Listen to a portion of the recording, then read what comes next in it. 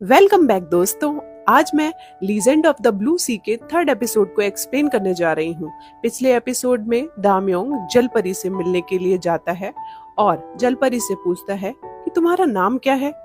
तो वो बोलती है मेरा नाम सेवा है। तो दामयोंग बोलता है कि बचपन में मेरी एक बहन हुआ करती थी जो गुजर गई, उसका भी नाम शेवा था। जलपरी कहती है कि ये नाम मुझे किसी ने दिया है, एक कहानी सुनोगे तुम। तब जलपरी उसे बताती है कि आज से ठीक 20 साल पहले एक लड़का अपनी दादी के घर छुट्टियां मनाने आया था और बीच पर बच्चों के साथ खेल रहा था। तभी वो बच्चे उससे कहते हैं कि तुम पानी के अंदर जाकर दिखा सकते हो क्या। तो वो बच्चा पानी में चला जाता है और डूबने लगता है। तभी वहाँ एक छोटी सी जलपरी आकर उस बच्चे की जान बचाती है। तब वो बच्चा जलपरी से बोलता है कि मेरा नाम किम दामयोंग है, तुम्हारा नाम क्या है। फिर वो बच्चा उससे कहता है कि अगर तुम्हारा कोई नाम नहीं है तो मैं रख देता हूँ, मैं तुम्हें आज से सेवा बुलाऊंगा। तब से दामयोंग और सेवा बहुत अच्छे दोस्त बन गए। फिर एक दिन दम को वहाँ से अपने घर वापस जाना पड़ता है। अब वो अपने पिता से दादी के घर जाने की बहुत ज्यादा जिद करता है।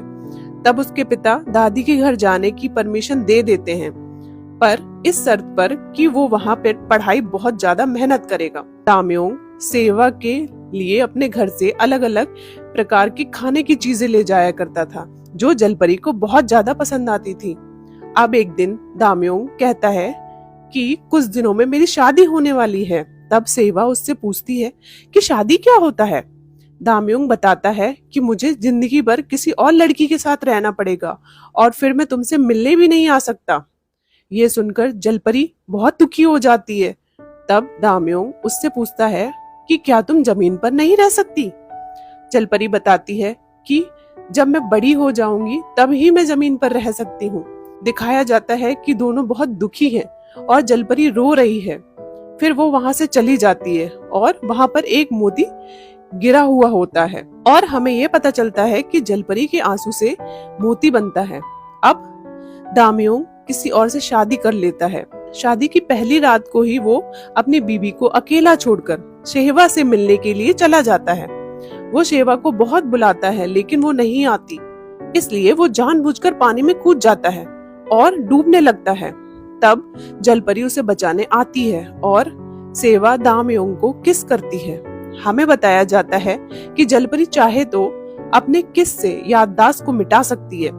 सेवा वही करती है। दामयोंग दूसरे दिन जब उठता है सेवा को भूल जाता है। ये कहानी सुनकर दामयोंग कहता है कि मेरी वाइफ भी हार्ट की बीमारी की वजह से मर चुकी है और वो मुझसे हमेशा कहती रहती थी कि ये बीमारी उसे इसलिए हुई है क्योंकि मैं उसे शादी की पहली रात को छोड़कर चला गया था, लेकिन मुझे उस रात के बारे में कुछ भी याद नहीं।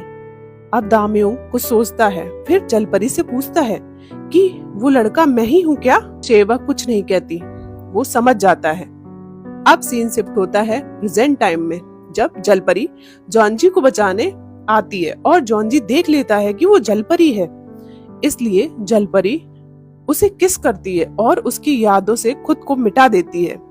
इसलिए जब वो उठता है तो उसको जलपरी याद नहीं रहती और वो अपने हाथ में जलपरी का ब्रेसलेट देखता है। अब जॉन्जी वापस सियोल चला जाता है और जलपरी समुद्र से उसे देखकर दुखी होती है। सियोल पहुंचकर वो अपने घर जाता है तो वहां देखता है कि नंदू और उसका दूसरा पार्टनर उसके ही घर पर रह रहा है। बिजनेस वूमेन के साथ इन लोगों ने फ्रॉड किया था, उसी से बचने के लिए ये दोनों उसके घर में छुपे हुए थे। अब नंदू जॉन्जी को बाहर ले जाकर ब्रेसलेट के बारे में पूछता है तो जॉन्जी कहता है तुम्हें कैसे पता ब्रेसलेट के बारे में। तब नंदू कहता है कि तुम्ही ने तो बताया था स्पेन में तुम्हें एक लड़की मिली थी जिसके हाथ में ये ब्रेसलेट था और तुमने चुराया था। उसे बहुत शौक लगता है, उसे कुछ भी याद नहीं था। तभी नमदो से फोटो दिखाता है कि ये देखो ये तुमने मुझे भेजी थी। जॉन्जी को फिर भी कुछ याद नहीं आता तो वो मना कर देता है, ऐसा कुछ नहीं है। अब सीन शिफ्ट होता है। अब जलपरी याद करती है कि जब वो स्पेन में थी तो जॉन्जी ने उसे अपने साथ सियोल चलने के लिए कहा था और बताया था कि वहां पर एक टावर के पास बहुत ही सुंदर आतिशबाजी होती है। तब जलपरी ने उसे प्रॉमिस किया था कि वो उसके साथ सियोल जरूर चलेगी। अब 3 महीने निकल जाते हैं। नेक्स्ट सीन में दिखाया जाता है कि जॉन जी को जो लड़की फोन करती थी उसकी भाभी कुछ लोगों के साथ लंच कर रही है। उसमें एक आदमी बहुत बड़ी कंपनी का सीईओ है और हमें ये पता चलता है कि उस आदमी ने अपनी बीवी को घर से निकाल दिया था और फिर उसका बेटा उसे छोड़कर घर से भाग गया। अब सीईओ अपनी दूसरी वाइफ के साथ रहता है। नेक्स्ट सीन में जॉन जी अपने पार्टनर्स पर गुस्सा करता है कि तुम लोग 3 महीने से यहीं पड़े हो। तो नंदू बोलता है कि वो बिजनेस वुमेन अभी भी हमारे पीछे पड़ी हुई है, तुम्हें तो वो मरा समझती है।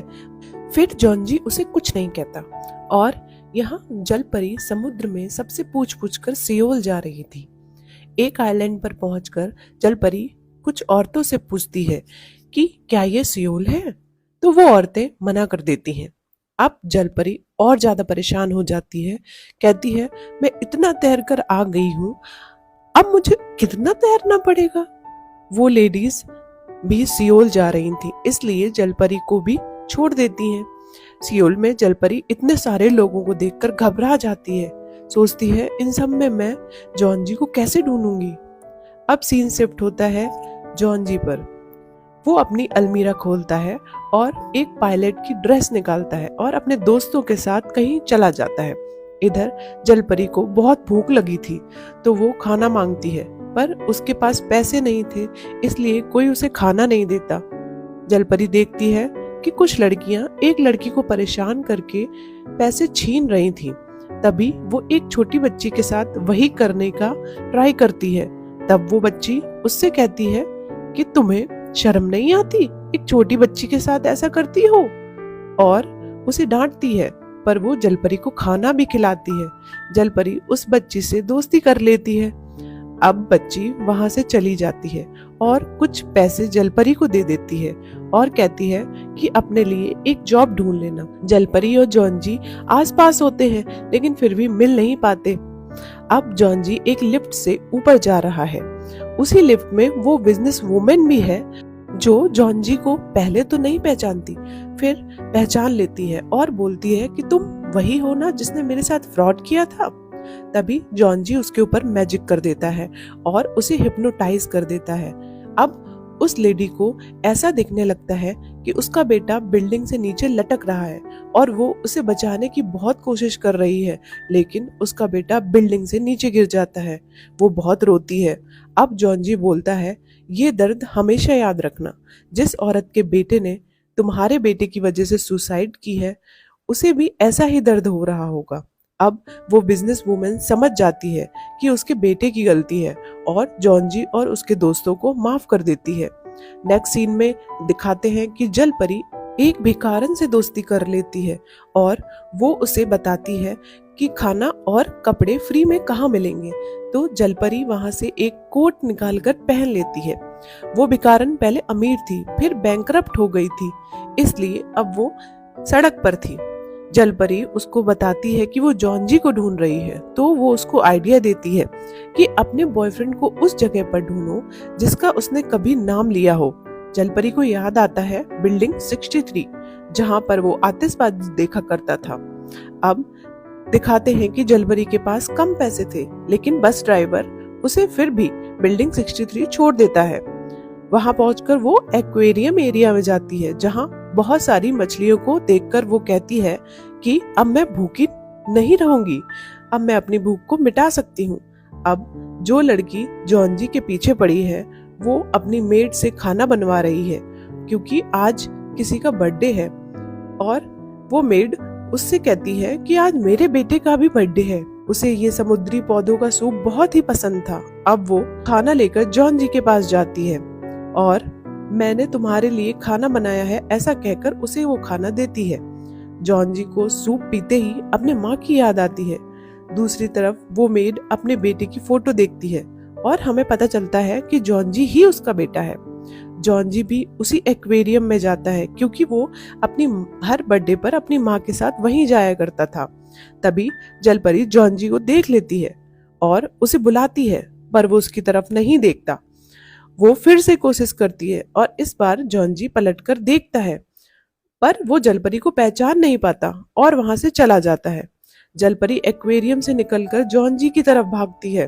तभी मेंटेनेंस वाले जलपरी को पकड़ने की कोशिश करते हैं, लेकिन जलपरी उनसे बचकर भाग जाती है। जॉन जी का दोस्त उसे स्पेन की फोटो भेजता है जिसमें जलपरी भी थी। जॉन जी चौंक जाता है और एक्वेरियम की तरफ दोबारा भागता है जलपरी को ढूंढने के लिए। कुछ टाइम में फाइनली दोनों एक दूसरे से मिलते हैं। जलपरी बहुत इमोशनल हो जाती है। जॉन जी को जलपरी अभी भी याद नहीं आ रही थी। वो उसे सरप्राइजिंगली खड़ा खड़ा देख रहा था और यहीं पर ये एपिसोड खत्म हो जाता है। आगे की स्टोरी जानने के लिए आप बने रहिए मेरे चैनल पर, और अगर आपको वीडियो पसंद आया हो तो इसे लाइक एंड सब्सक्राइब जरूर करिएगा। Thank you. मिलते हैं नेक्स्ट वीडियो में। Bye bye.